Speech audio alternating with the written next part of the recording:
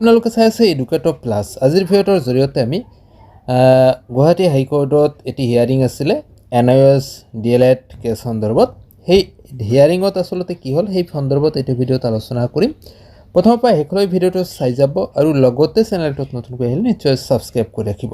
কাষত থকা বেল আইকনটো অলপ সময় ৰাখি দিব, কাৰণ শিক্ষামূলক চাকৰি সম্বন্ধী আৰু বিভিন্ন বাবদবিলাক এই চেনেলৰ জৰিয়তে আপোনালোকৰ মাজলৈ তুলি ধৰাৰ চেষ্টা কৰা হয়। তো আহক আজিৰ মূল বিষয়টোলৈ। তো বন্ধুসকল, ইতিমধ্যে আপোনালোকে জানে যে আজিৰ দিনটোত হাইকোৰ্টৰ যিটো হিয়াৰিং আছিলে, এই হিয়াৰিঙত ফাইনেল জাজমেণ্ট এটা অহাৰ কথা আছিলে, কিন্তু বহু সময় যুক্তি তৰ্ক হোৱাৰ পিছত অৱশেষত কিন্তু আজিৰ দিনটোত ফাইনেল ডিচিশ্যন অহা নাই বা কেছটো ডিছপ'জ হোৱা নাই। তো এই কেছটোত নতুনকৈ এটা হিয়াৰিঙৰ ডেট লোৱা হৈছে, যিটো ফাৰ্ষ্ট অৰ্থাৎ মে' মাহৰ প্ৰথমতে হ'ব, আৰু এই ডেটটোত এটা পূৰ্ণ সম্ভাৱনা আছে যে ফাইনেল জাজমেণ্ট এটা দিয়াৰ এটা পূৰ্ণ সম্ভাৱনা আছে।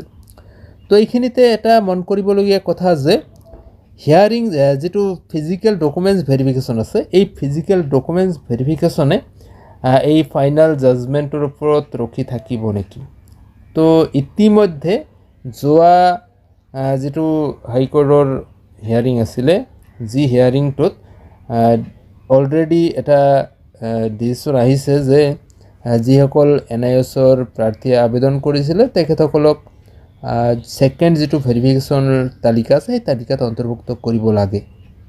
তো আজিৰ দিনটোৰ হিয়াৰিঙতো সেই বিষয়টো লৈ আলোচনা হৈছিলে যে ইতিমধ্যে যিটো হিয়াৰিঙৰ কথা কোৱা হৈছে, অৰ্থাৎ ছেকেণ্ড ফেজত NIOSৰ প্ৰাৰ্থীসকলৰ হিয়াৰিঙৰ যিটো কথা সেইটো আহিব, হিয়াৰিঙত তেখেতসকলৰ নাম আহিব, কিন্তু ফাইনেল জাজমেণ্ট নোহোৱালৈকে এওঁলোকৰ আচলতে কেনেকুৱা ধৰণত কোনটো ক্ৰাইটেৰিয়াত এওঁলোক ইনক্লুড হ'ব নে ইয়াৰ পৰা বাহিৰ হ'ব, এই কথাটো এতিয়াও ফুল্লি ক'ব নোৱাৰি। তাৰমানে ছেকেণ্ড ফেজৰ যিটো ভেৰিফিকেশ্যন লিষ্ট আহিব, সেই লিষ্টখনত NIOS প্ৰাৰ্থীসকলৰ নাম অন্তৰ্ভুক্ত থাকিব আৰু অহা ফাইনেল এটা জাজমেণ্টৰ এটা সম্ভাৱনা আছে এই কেছটোৰ মে' মাহৰ ইয়াৰ যিটো হিয়াৰিং আছে, এই হিয়াৰিঙত এই প্ৰাৰ্থীসকলক আচলতে কেনেকুৱা ধৰণৰ এটা জাজমেণ্ট আহে সেই জাজমেণ্টৰ ওপৰতে বেছ কৰি পেলাই এওঁলোকক এংগেজ মেৰিট লিষ্টত তেখেতসকলৰ নামটো আহে নে নাহে সেই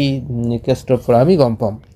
তো বন্ধুসকল, নিশ্চয়কৈ আপোনালোকক কথাখিনি তুলি ধৰাৰ চেষ্টা কৰা হ'ল। ভাল পোৱা এনচিঅ'টি লাইক কৰিব, যিমান পাৰে বন্ধু বান্ধৱীলৈ শ্বেয়াৰ কৰিবলৈ নাপাহৰিব।